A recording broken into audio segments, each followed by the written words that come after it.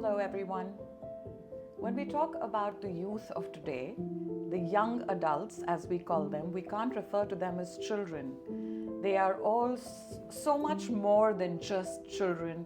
They face circumstances today which were unimaginable in our times. So we kickstart our series of mental health awareness for the young adults with a very, very enterprising young girl. I will not call her an adult as yet because she's still a girl to me, but yes, the young adult of today. She is in class 11 DP1 of an international school.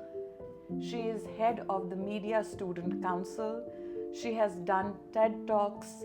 She has a podcast of her own on mental health. She is an author. She is so many more things. Let her talk about it herself. Introducing to you Saira Dua. Hi, thank you for that introduction. It was lovely.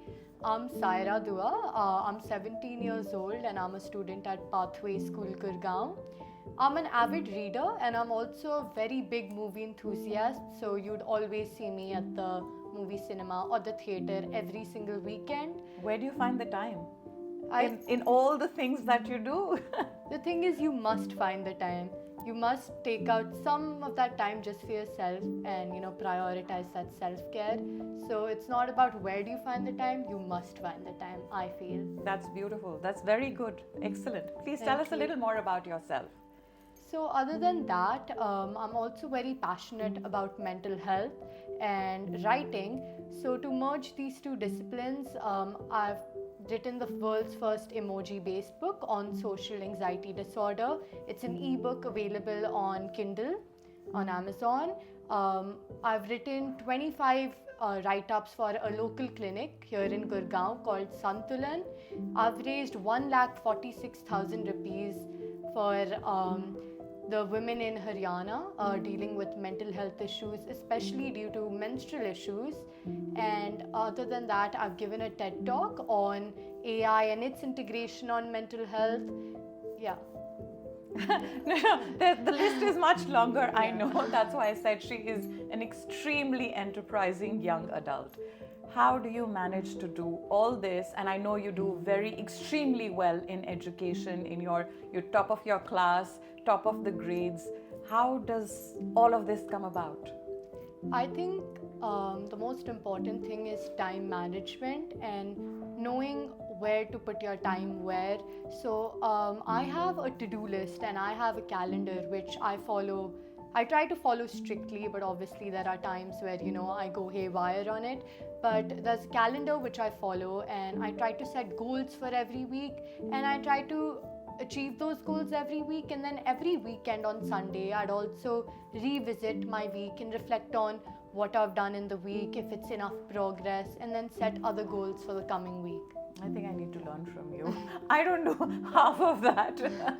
Wonderful. But do you think it's important in the kind of challenges that you children face today?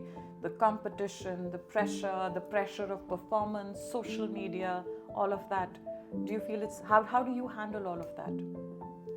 So I'd say a lot of self-care. I take out at least 1 hour every day or even 30 minutes if I have a lot of work for self-care, doing something that rejuvenates me and gives my mind a rest. Other than that, I talk to my friends because I feel venting to others or talking to trusted ones is very therapeutic. And other than that, at times I do like journaling because I also feel like that's a great form of venting.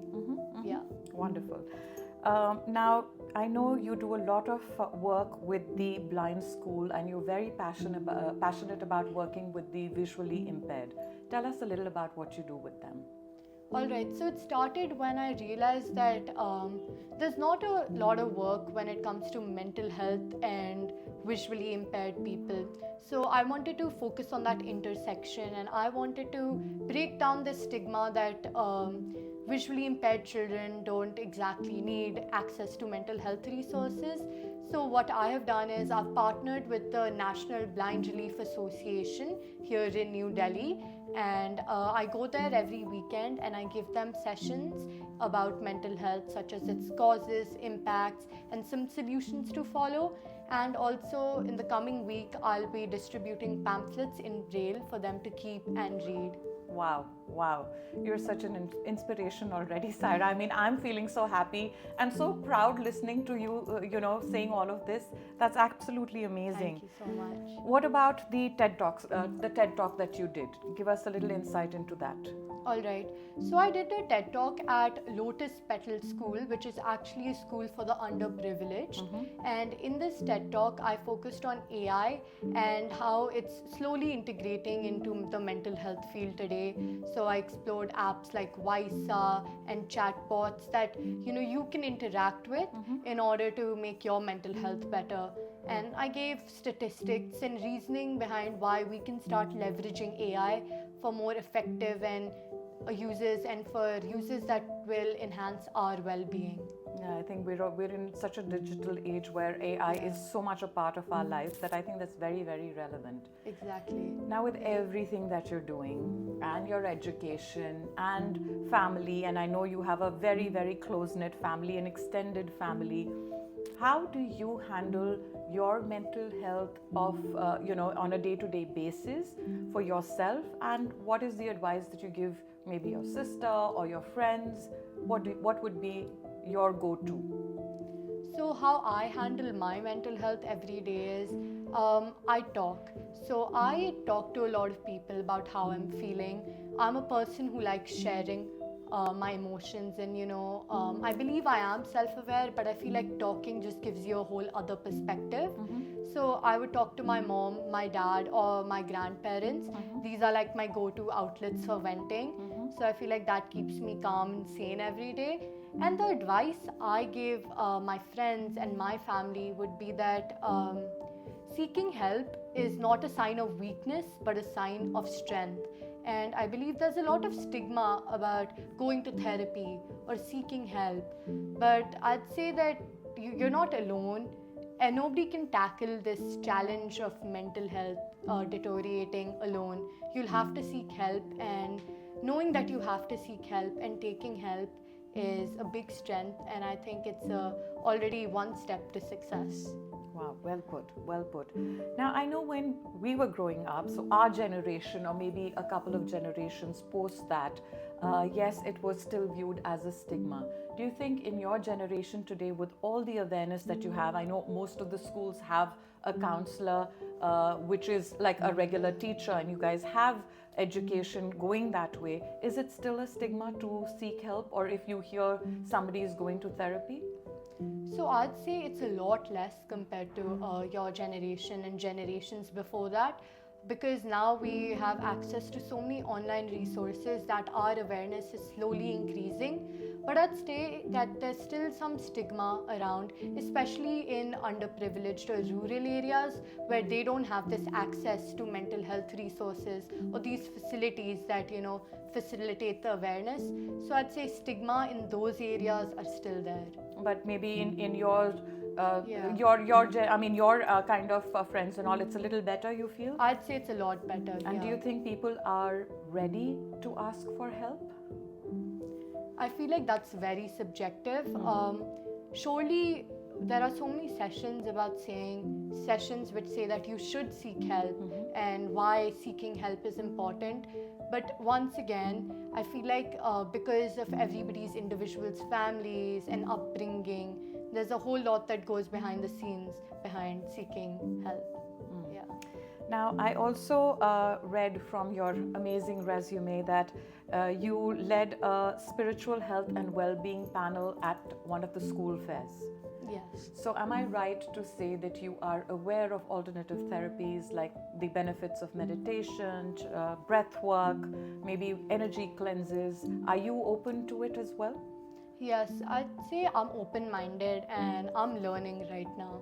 So every day I learn about a new form of therapy, whether it would be cognitive behavioral therapy or exposure therapy or hypnotherapy or energy cleansing. And for some people, connecting to more spiritual places or spiritual things, that's a form of therapy for them in itself. So I'd say understanding and accepting that is how I'm learning about these alternative forms and being more open-minded towards them. So, if I was to tell you that, okay, I'm going to come to your school and I'm going to do a breathwork session, how would you react to that? You, your friends, your peers? Yeah, so I feel like breathwork and meditation is something that has been happening for so long now, and I feel there's a lot of evidence behind it, and a lot of evidence supporting that it works and it's efficient and effective. So I'd say I'd react like that'd be great, because even my friends would be open to it because they know that it's strongly rooted in evidence and it works. I just, in fact, today saw a video which a breathwork worker put out of LeBron James doing breathwork, practicing dragon breaths before he went on to play. So I know a lot of athletes, leading athletes, are also doing that. So great, I'm very, very happy to hear that. Tell me, what is your message to children your age, young adults your age, or in the age group of 10 to 18 today, facing all this stress? What is your message to them? So I'd say I have 3 pointers in this message. Number 1 would be to reduce your amount of social media intake. Be more present in the moment.